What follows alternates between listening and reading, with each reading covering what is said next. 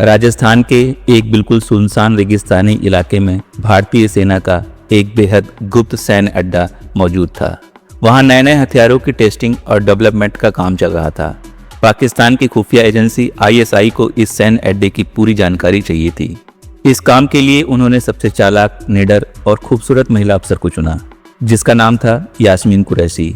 Yasmin Pakistan police में ASP rank की senior officer थी। ISI के बड़े अफसरों ने उसे खास ट्रेनिंग दी थी और एक बेहद खतरनाक मिशन सौंपा। मिशन साफ था, भारत में घुसकर इस गुप्त सैन्य अड्डे से जुड़ी अहम जानकारियां इकट्ठा करना और उन्हें पाकिस्तान भेजना। एक अंधेरी रात में यास्मीन ने भिखारी का रूप बना लिया। फटे पुराने सलवार कमीज पहने, बाल जानबूझकर बिखरे हुए, चेहरे पर धूल मिट्टी लगाई हुई और हाथ में एक पुराना घिसा पिटा थैला। इस थैले में बाहर से देखने पर कुछ भी पता नहीं लगता था, लेकिन इसके अंदर आधुनिक जासूसी उपकरण छिपे हुए थे। गुप्त रास्तों से चलती हुई यास्मीन ने भारत पाकिस्तान सीमा पार की। कई घंटों तक पैदल चलकर रेत के ऊंचे टीले को पार करते हुए वो सुबह भारतीय इलाके में पहुंच गई। उसका असली निशाना था उस सैन्य अड्डे के पास बनी सैनिक कॉलोनी। कॉलोनी में पहुंचते ही यास्मीन ने भीख मांगना शुरू कर दिया। वो अच्छी तरह जानती थी कि भारतीय सेना के जवान और उनके परिवार दिल के बहुत नरम होते हैं। वो गली कूचों में घूमती, कभी घरों के बाहर बैठकर रोने लगती, तो कभी बीमार माँ बाप की झूठी कहानी सुना देती। कई बार छोटे बच्चों के सामने बैठकर दर्द भरी आवाज में मदद मांगती और कभी बुजुर्गों से भावुक बातें करके उनकी सहानुभूति जीत लेती। एक घर में एक पूर्व सैनिक रहते थे जिनका परिवार बेहद दयालु था। उन्होंने यास्मीन को न सिर्फ खाना खिलाया बल्कि पुराने कपड़े भी दिए। इसके बाद यास्मीन रोज उसी घर जाने लगी। धीरे धीरे कॉलोनी के कई लोग उसे पहचानने लगे और एक बेचारी महिला समझकर मदद करने लगे। इसी भरोसे का फायदा उठाकर यास्मीन ने अपना असली खेल शुरू किया। उसके कपड़ों के अंदर एक छोटा सा हाईटेक स्पाई कैमरा छिपा हुआ था। वो सैनिकों के क्वार्टर के आसपास घूमती और उनकी सारी बातें रिकॉर्ड करती। कभी मीटिंग रूम के बाहर खड़ी होकर अंदर चल रही रणनीति की बातें सुनती, तो कभी हथियारों से जुड़ी तकनीकी जानकारी कैमरे में कैद कर लेती। सैन्य अड्डे के पास एक पुराना और वीरान बंकर था जो अब किसी के काम का नहीं था। यास्मीन ने उसी बंकर को अपना अस्थायी ठिकाना बना लिया। दिन भर कॉलोनी में घूमने के बाद वो रात में उसी बंकर में लौटती और वहां छिपाए गए सैटेलाइट ट्रांसमिशन डिवाइस से सारी रिकॉर्डिंग पाकिस्तान भेज देती। कई हफ्तों तक ये सब चलता रहा और किसी को उस पर शक तक नहीं हुआ। लेकिन किस्मत को कुछ और ही मंजूर था। सैनिक कॉलोनी में तैनात एक जवान सतीश सिंह राणा बेहद होशियार, अनुशासित और देश के लिए जान देने वाला फौजी था। सतीश को यास्मीन की हरकतें शुरू से ही अजीब लग रही थी। वो सोचता था कि इतनी सुंदर और सलीकेदार दिखने वाली महिला इस हालात में कैसे हो सकती है।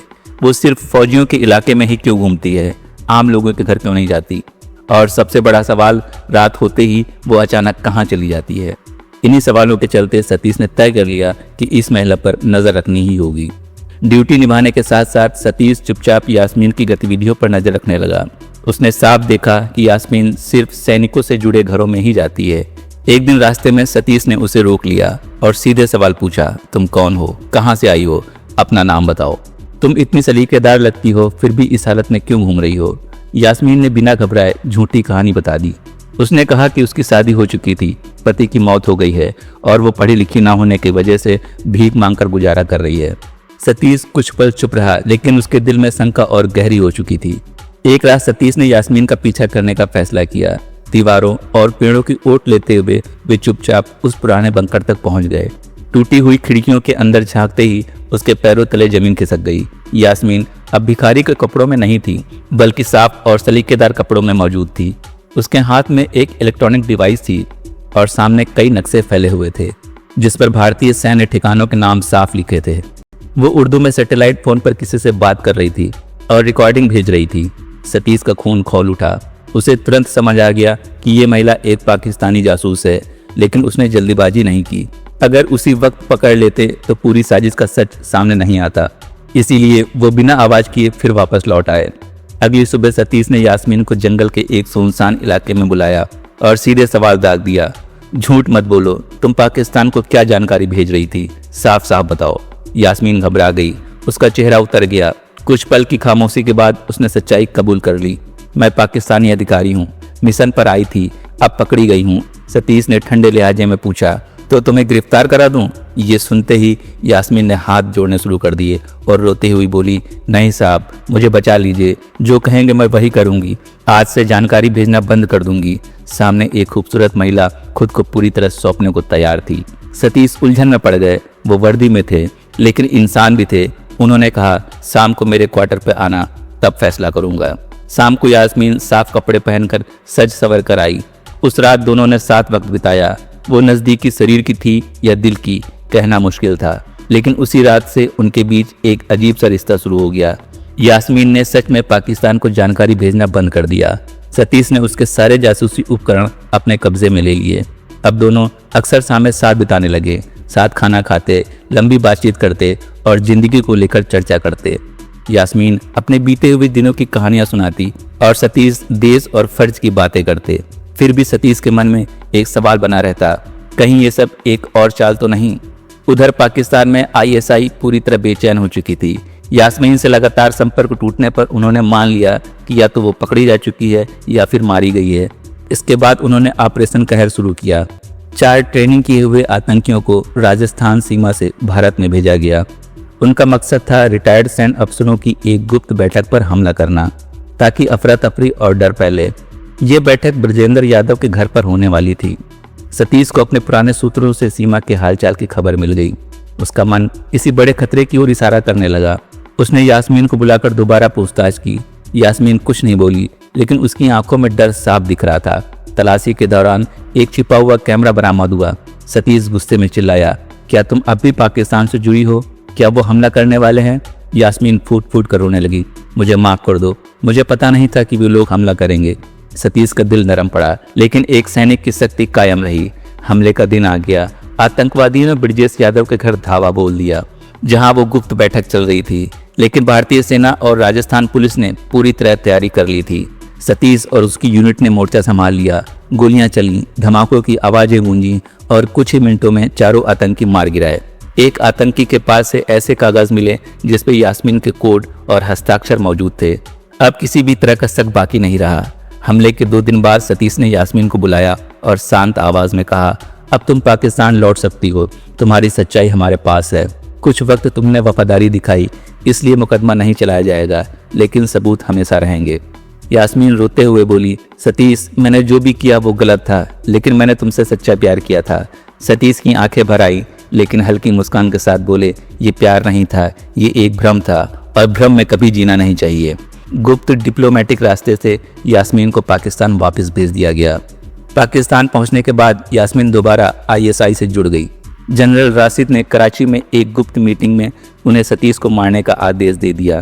6 महीने बाद भारत ने ऑपरेशन फतेह शुरू किया। सतीश नए बेस में पाकिस्तान के अंदर दाखिल हुआ। उसका टारगेट लाहौर के पास चल रही एक आतंकी फैक्ट्री को तबाह करना था। उस फैक्ट्री में काले भुरके में यास्मीन नजर आई। अचानक फायरिंग शुरू हो गई, धमाके होने लगे। आतंकियों ने सतीश को चारों तरफ से घेर लिया। तभी यास्मीन ने अचानक 2 आतंकवादियों को गोली मार दी। सतीश चौंक गए, तुमने मेरी जान क्यों बचाई? यास्मीन की आंखें भर आईं। मैं तुम्हें मारने नहीं, खुद को आज़ाद कराने आई थी। मेरी आत्मा अब नफरत का बोझ नहीं सह पा रही है। यास्मीन ने अपनी पिस्तौल जमीन पर फेंक दी और कहा, मुझे भारत से माफ़ी चाहिए, मैं हर सच्चाई सबके सामने लाऊंगी। भारतीय एजेंसियों ने उन्हें हिरासत में ले लिया। यास्मीन के बयान बहुत चौंकाने वाले थे। ऑपरेशन कहर, उसकी फील्डिंग और राजनीतिक ब्लैकमेल, सब कुछ सामने आ गया। भारत ने संयुक्त राष्ट्र में पाकिस्तान को पूरी दुनिया के सामने बेनकाब कर दिया। सतीश ने मीडिया से कहा, एक गद्दार ने आखिर इंसानियत को चुना। हम नफरत से नहीं, सच्चाई से जीतते हैं। यास्मीन को भारत की जेल में रखा गया। वहां उसने दुनिया की सारी चाहतें छोड़ दी। वो रोज गीता पढ़ती और अपने किए कर्मों का पश्चाताप करती। एक दिन सतीश उससे मिलने गया। यास्मीन बोली, तुम्हें खोकर मैंने खुद को पहचान लिया। मैं अपनी आखिरी सांसें इसी मिट्टी में लेना चाहती हूँ। सतीश ने जवाब दिया, देश से गद्दारी की माफ़ी नहीं होती, लेकिन आत्मा को शांति मिल सकती है। 6 साल बाद अंतर्राष्ट्रीय दबाव के चलते यास्मीन को रिहा किया गया। जेल के गेट पर कोई नहीं था सिवाय सतीश के। वही उन्हें बाघा बॉर्डर तक छोड़ने आए। गाड़ी के अंदर गहरी चुप्पी थी। यास्मीन बोली, मुझे लगा तुम नहीं आओगे। सतीश ने कहा, सजा देना मेरा फर्ज था, अब मुक्त कराना मेरा धर्म है। बॉर्डर पर आखिरी मुलाकातें हुई। यास्मीन ने पूछा, क्या तुम मुझे माफ कर पाए? सतीश बोले, वर्दी ने सजा दी, दिल शायद आज भी छोड़ नहीं पाया। अब तुम हर बंधन से मुक्त हो। यास्मीन की आंखों से एक आंसू गिरा और वो पाकिस्तान की ओर चली गई। 8 महीने बाद सतीश को एक चिट्ठी मिली। तुम्हारे देश ने मुझे सजा दी, तुमने मेरी आत्मा को बचाया। अब मैं मुल्तान में लड़कियों का स्कूल चलाती हूँ, जहाँ नफरत नहीं सिर्फ शिक्षा सिखाई जाती है। यही मेरा प्रायश्चित है। अब मैं किसी का गुलाम नहीं हूँ।